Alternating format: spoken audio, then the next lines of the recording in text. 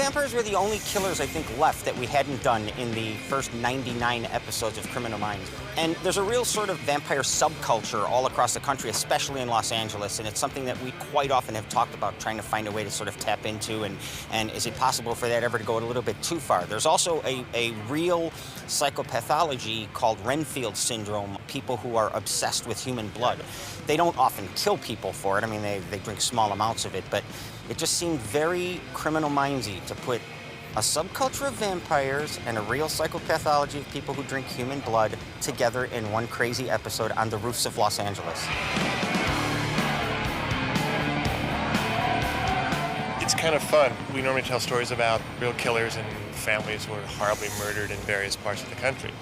And in this particular show, we're entering into the world of the rock stars.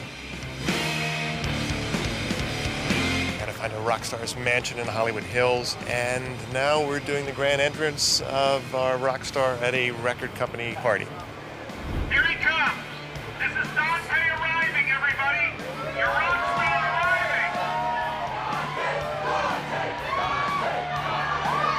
arriving! We have a lot of dry ice and smoke that's going to come out of the helicopter as he makes this grand entrance to the party where there's a lot of beautiful women, just really cool stuff happening. The thing is to try to get some of the excitement across that you feel as a fan when you're standing in the stadium.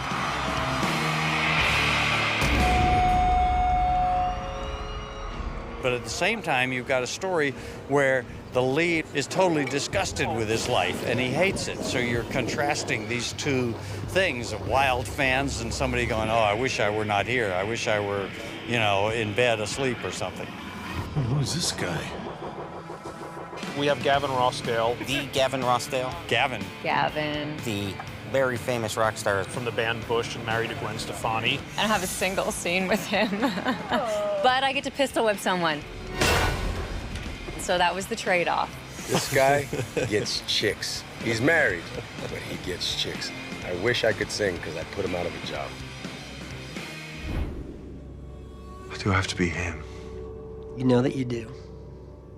What I like is that he's really broken underneath. He's a drug addict. His career is sliding away from him, as is the nature of show business careers. He doesn't like himself or what he's created. And to me, that was really powerful, because who can't relate to that, you know, and be honest about it? It's not as if I exactly light up the sales charts anymore anyway. You're gonna sell again. Ray may be the only friend I've left, but you're a pretty crappy liar. I was laughing because I was like, let's see. Here's a guy, he's sold a lot of records, doesn't feel he's being respected by his record company. Interesting. Do I know that guy? He understands the character because he comes to it as a musician. And he understands that, you know, the pain of being on the road and all of those things, that it gets old after a while, just going from place to place. So he understands that. And actors and musicians are actually, they're doing very much the same kind of thing. It's just a slightly different mode of expression. And so it's very easy for a really good singer who's got a lot of soul to be a good actor. And Gavin is part of that. You can tell his talent because he's very sensitive and he feels things. And so acting is not some big, huge challenge for him, but it's great fun. I've always tried to keep away from playing any singers or anything to do with musicians because it just seemed too awkward. But somehow in this one, it was like, jump in and say yeah. It's been really a lot of fun. I didn't know what to expect, but it's been really good. And I've really had a great time all the way through. Of course, I haven't seen it yet, so if I really suck, then I take everything back.